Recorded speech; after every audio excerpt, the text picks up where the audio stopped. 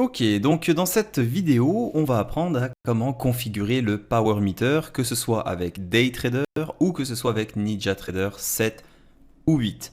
Donc vous avez déjà appris à comment configurer le tape.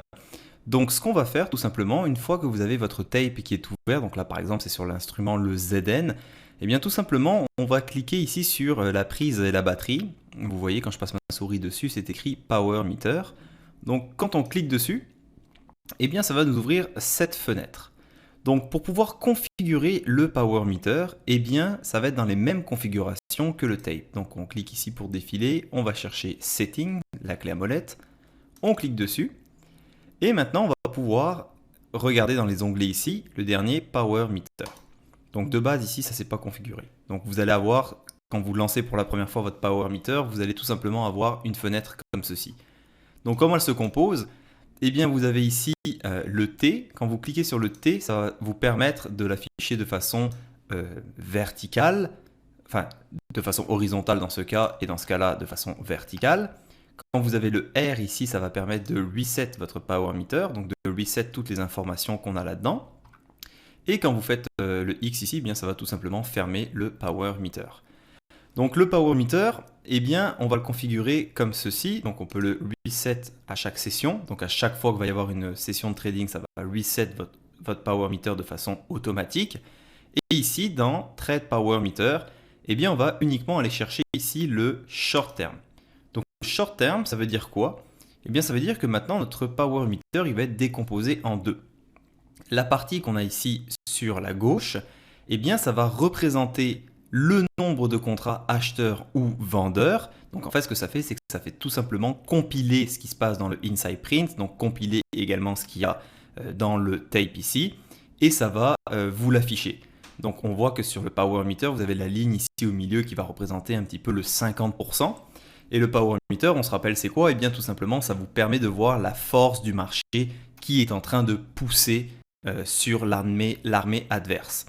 Et ici, donc la colonne de droite maintenant, qui est également un Power Meter, dans la configuration qu'on a en ce moment, eh bien ça veut dire qu'en le laissant ici sur 60 secondes, eh bien le Power Meter ici, chaque minute, donc toutes les 60 secondes, il va automatiquement se reset. Donc vous pouvez le changer à 60 secondes ou même le mettre plus bas. Moi, je le laisse en général, ce que j'aime bien faire, c'est à 30 secondes. Donc vous pouvez le laisser à 30 secondes, plus haut que 1 minute. Mais écoutez, ça ne va pas vraiment vous servir tout simplement parce que vous allez apprendre en fait à reset manuellement votre Power Meter pour pouvoir avoir justement l'information en temps réel si vous voulez, donc au-dessus de 60 secondes, donc au-dessus d'une minute. Moi je trouve que ça ne vaut pas la peine à ce moment-là d'avoir une deuxième colonne.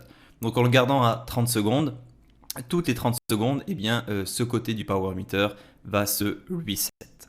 Donc ça, c'est pour régler quand on a DayTrader. Donc la manipulation, elle est super simple pour vous rafraîchir la mémoire.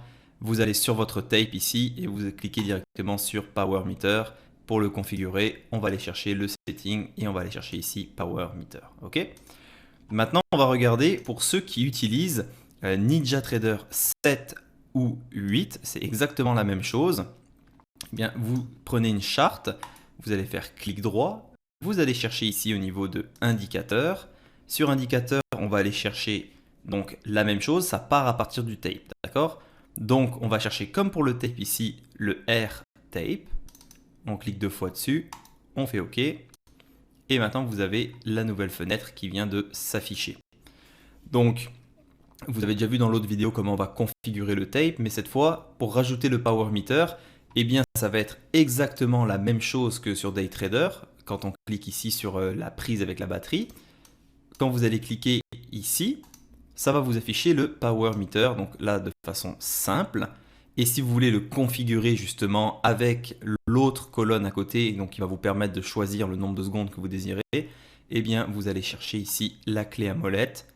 Vous allez dans la même chose ici, Power Meter, vous cliquez sur Reset on New Session et ici, en cliquant, regardez, ça va tout simplement ajouter la deuxième colonne à notre Power Meter et là aussi, vous pouvez modifier le nombre de secondes.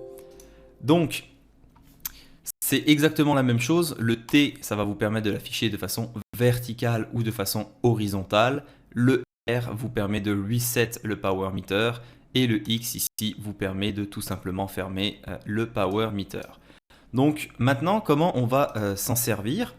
Eh bien, quand vous avez votre dôme, ça va être le nouvel espace de travail avec lequel je vous recommande de travailler. Vous allez mettre votre dôme, donc ici, on va dire qu'il va être sur la gauche. Vous mettez votre tape ici sur la droite. Et tout simplement, moi, ce que j'aime bien faire, eh bien, c'est d'avoir le haut du tape, donc où les derniers contrats sont en train de s'imprimer, au niveau ici du prix du marché, là, donc entre le bid et le as. Donc ça sert absolument à rien d'avoir votre tape qui va être super haut parce que tout simplement vous allez perdre du temps et puis ça va au final vous faire mal aux yeux de tout le temps regarder voilà ce qui se passe dans le tape ici, revenir ici sur les prix. Voilà, donc le but c'est pas de jongler comme ça, de faire des mouvements de tête de bas en haut. Donc je vous conseille fortement de garder le tape, je vous dirais à peu près dans ces zones ici là. Donc vraiment très proche du bid et du ask et en ce moment de l'action qui se passe dans le marché. Et ce que vous allez faire, eh bien vous allez rajouter le power meter à ce moment-là juste en dessus. Et la raison est super simple, c'est parce que le power meter, eh bien écoutez, on va le regarder moins souvent, vraiment moins souvent que le bid, le ask, le inside print et effectivement ce qu'on a ici, donc le tape. Donc c'est pour ça que je me permets de le mettre ici un petit peu plus haut. Donc moi, le nouvel espace de travail sur lequel on va tout le temps travailler à partir de maintenant, eh bien ça va être configuré de cette façon-là. Vous avez le dôme du ZN, par exemple. Vous allez avoir à droite le tape qui correspond à l'instrument, donc le tape du ZN, et par en dessus ici le power meter qui correspond aussi au ZN, d'accord? Donc évidemment, ça c'est quand on utilise DayTrader. Si vous utilisez NinjaTrader 7 ou 8, eh bien tout simplement vous allez faire la même chose quand vous faites clic droit, indicateur. Là, vous allez rajouter votre dôme, vous allez rajouter votre tape et à ce moment-là, vous placez le dôme de cette façon-là, vous placez le tape et vous placez également le power meter. Donc moi, je vous conseille de rajouter le tape et le power meter sur le ultra band, le ZB, le ZN, le ZF et le S&P 500. Donc à ce moment-là, vous allez vous en rendre compte que pour ceux qui vont avoir uniquement un seul écran, ça va être quand même un petit peu difficile parce que vous allez manquer de place.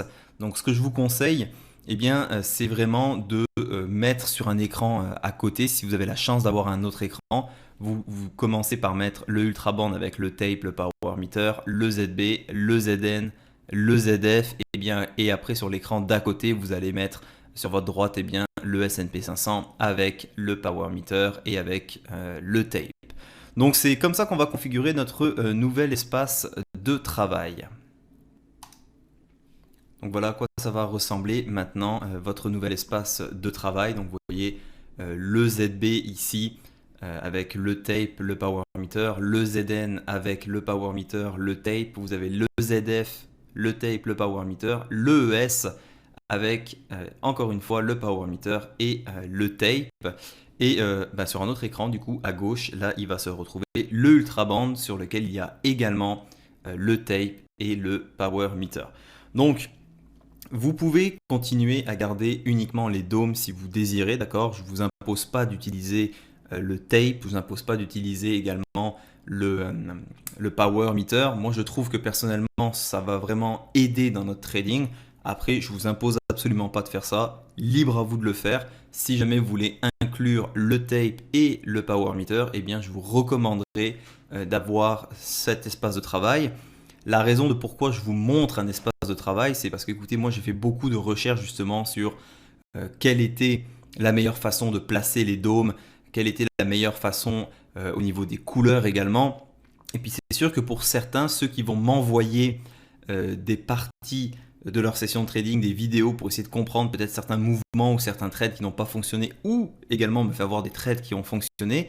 Si vous utilisez le même espace de travail, eh bien pour moi, visuellement parlant, ça va être beaucoup plus simple d'analyser parce que je serai déjà habitué à ce type d'espace de travail. Donc ça va terminer la vidéo sur justement comment ajouter le power meter et configurer notre espace de travail.